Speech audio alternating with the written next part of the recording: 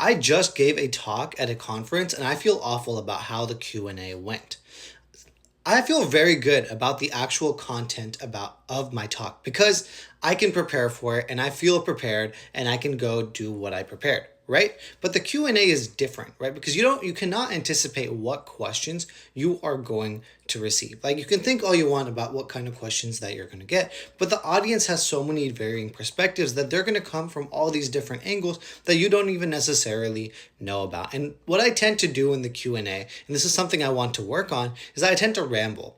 Because when someone asks me a question in the Q&A, I feel like I have to respond instantly because the best speakers that I know always respond instantly. But it's almost like I'm thinking of an answer while I'm speaking. So I tend to ramble and I kind of just say things related to the topic in which they ask for.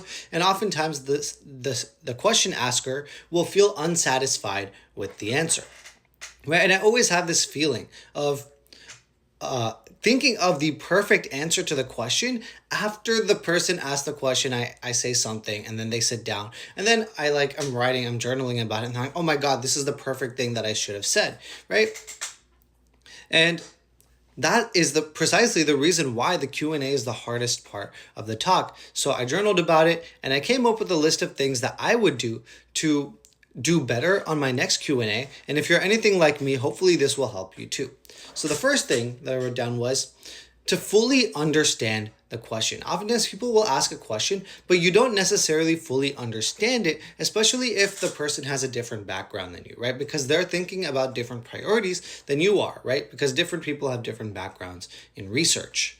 So you can do this strategy called looping, where you essentially repeat the question back to them until you understand the question that they asked. So for example, someone says, oh, is the sky blue? And then you would respond like, oh, just to clarify, you're asking if the sky is blue.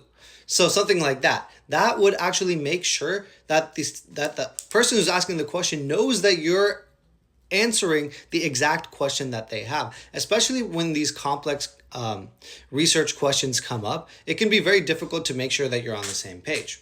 After you repeat the question until you fully understood it, and the person who asked it knows that you fully understood it because you looped it, then you have to stop and think for a second, right? Oftentimes we just start talking just to fill the silence. But if you just take a second, stop, think, then you'll actually get the answer to the question. I noticed that in my conversations throughout the conference, I was able to just stop, think, and then the answers would come, as opposed to just trying to respond instantly.